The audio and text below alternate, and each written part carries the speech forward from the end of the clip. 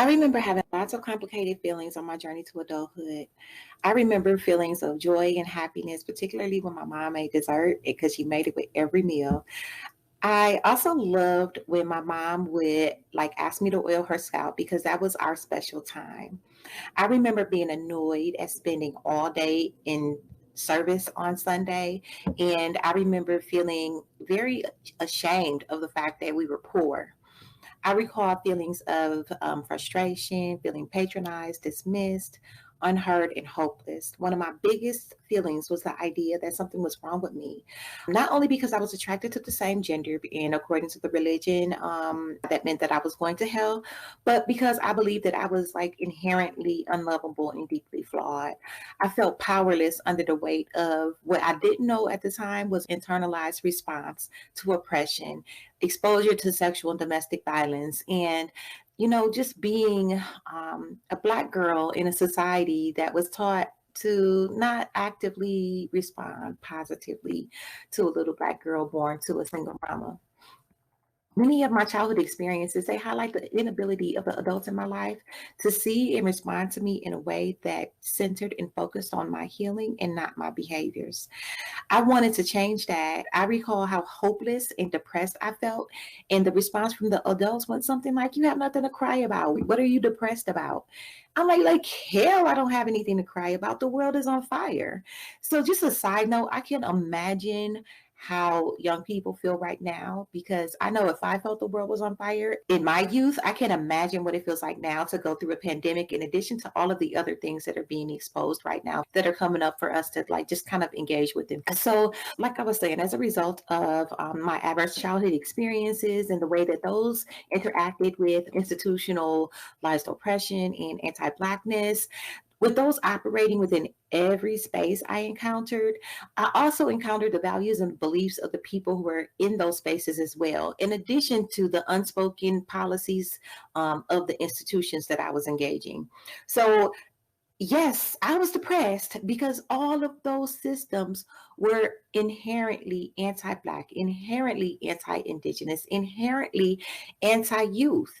And I spent my journey to adulthood unpacking a lot of things that did not belong to me.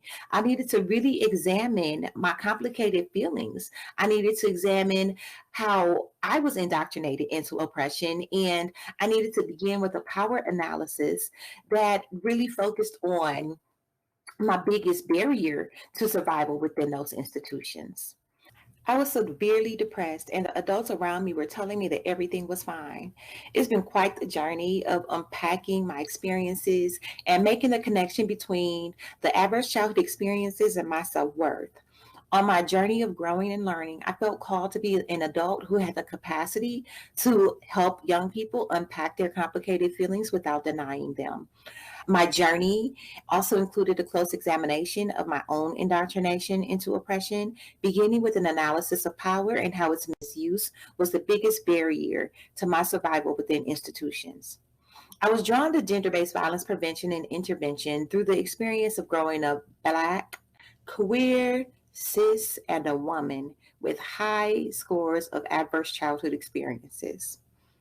My connection to the word guided me to remember the complicated feelings and powerlessness I faced as a young person, while using those memories to inform my engagement with youth prevention work today.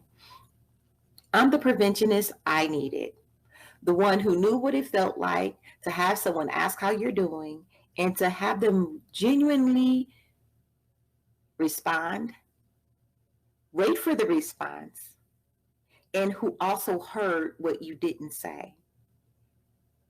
I could say, "Oh, I'm fine," and the person could know that that's not the case.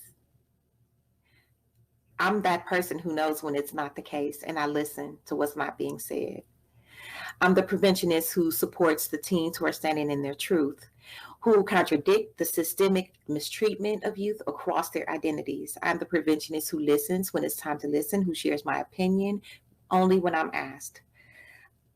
I could not be the preventionist young people needed if I had not continuously worked on my own healing. Many preventionists are working within systems that are historically anti-Black, anti-Indigenous, anti-immigrant, and anti-youth. Could you learn in a place that pathologized or punished your response to oppression or trauma? Most of us couldn't, and we can't expect youth to do it, yet we do, and we judge them for not meeting our expectations. When I was younger, like many youth I encountered, I needed someone to confide in when those expectations became overwhelming.